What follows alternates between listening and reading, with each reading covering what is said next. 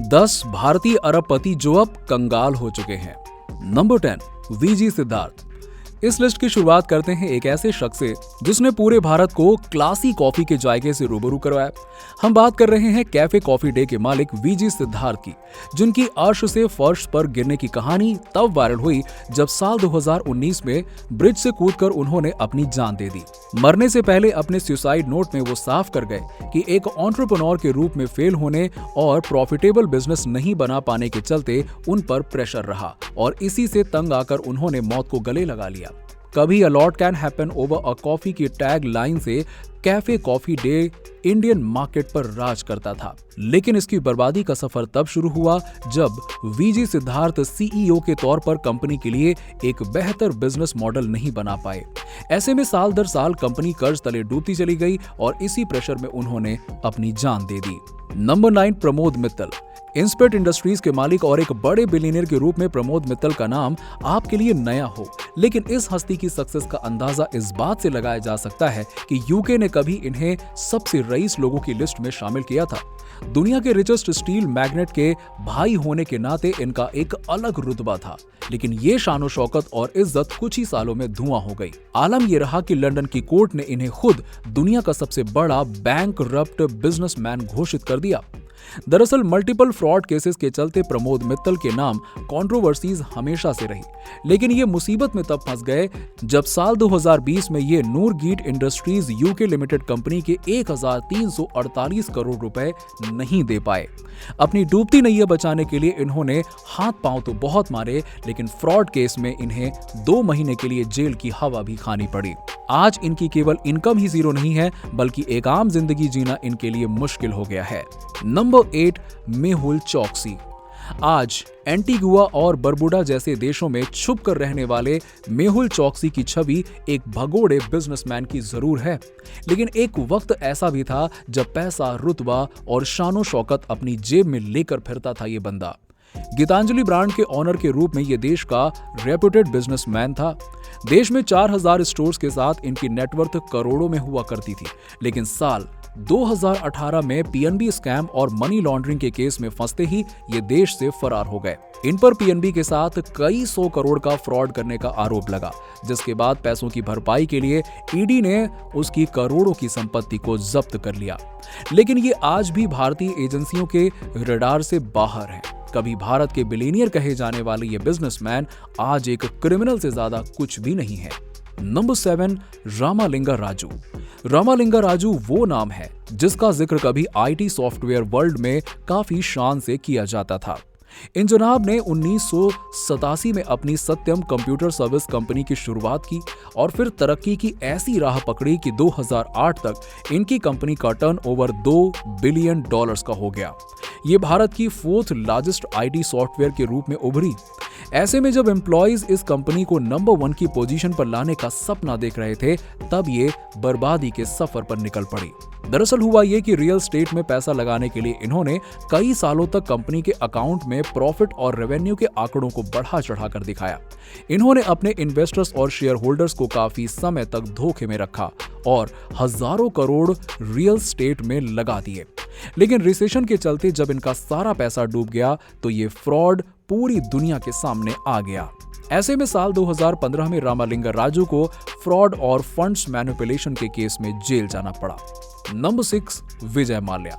एक Indian businessman, Rajya Sabha MP और successful Kingfisher airlines के मालिक के रूप में विजय माल्या कभी किंग ऑफ गुड टाइम्स भी कहलाए जाते थे। भारत के टॉप बिजनेसमैन की लिस्ट में उनका नाम काफी शान से लिया जाता था। शराब बेचने से लेकर आईपीएल टीम खरीदने तक चारों ओर उनकी ही शोहरत छाई रहती थी। लेकिन ये सब कुछ छूमंतर हो गया जब विजय माल्या की पॉलिसीज खुद उन पर ही भारी पड़ने लगी।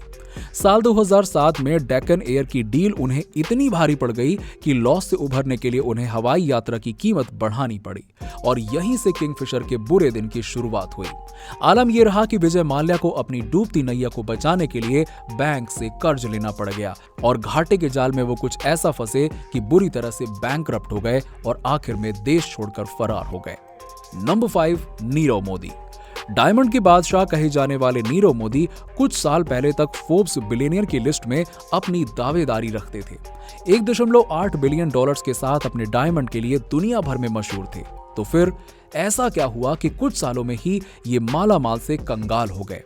दरअसल हुआ ये कि ये अपने बिजनेस इंपोर्ट के लिए इस डायमंड मर्चेंट ने फर्जी तरीके से पंजाब नेशनल बैंक से बैंक गारंटी यानी कि LOU हासिल किया। इसकी मदद से उन्हें कर्ज तो मिल गया, लेकिन इसे चुकाने में उनका बंटा धार हो गया। फिर 2018 में ये मामला तब खुलकर सामने आया जब इनके खिलाफ केस दर्ज किया गया और ऐसे में खुद की नैया बचाने के लिए ये देश से फरार हो गए। Number 4, Ranbaxy Singh brother. दिवालिया घोषित होने वाले बिलियनियर्स की लिस्ट में दो भाई मलविंदर सिंह और शिविंदर का नाम भी सामने आता है, जिन्हें लोग रैनबैक्सी सिंह ब्रदर्स के रूप में भी जानते हैं।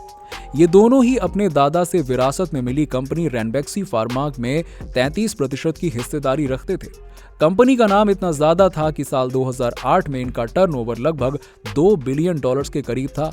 दोनों भाइयों से उम्मीद थी कि ये विरासत में मिले बिजनेस को 2 गुनी रफ्तार से बढ़ाएंगे, लेकिन हुआ ये कि दोनों भाई की बैड इन्वेस्टमेंट और वर्स्ट बिजनेस आइडिया से कंपनी कंगाल हो गई। नंबर 3, रमेश चंद्रा।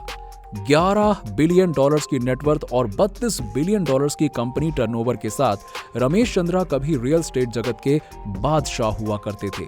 इनकी कंपनी यूनिटेक भारत की दूसरी सबसे बड़ी रियल स्टेट कंपनी हुआ करती थी, जिन्हें इन्होंने 1971 में फाउंड किया था।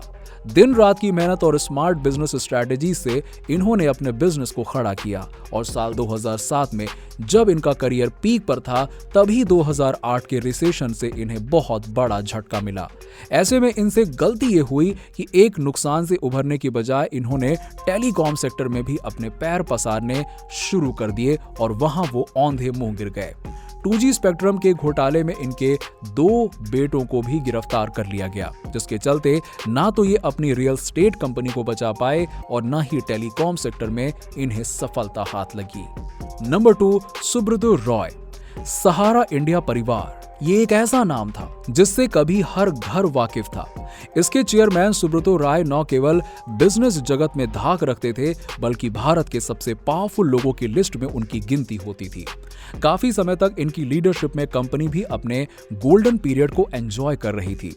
लेकिन सहारा की परेशानियां साल 2004 में तब शुरू हुई जब इनके लगभग 24,000 करोड़ के चिट फंड स्कैम की खबर दुनिया के सामने आई। सुब्रतो राय का सारा फेम और पावर रातों रात छूमंतर हो गया।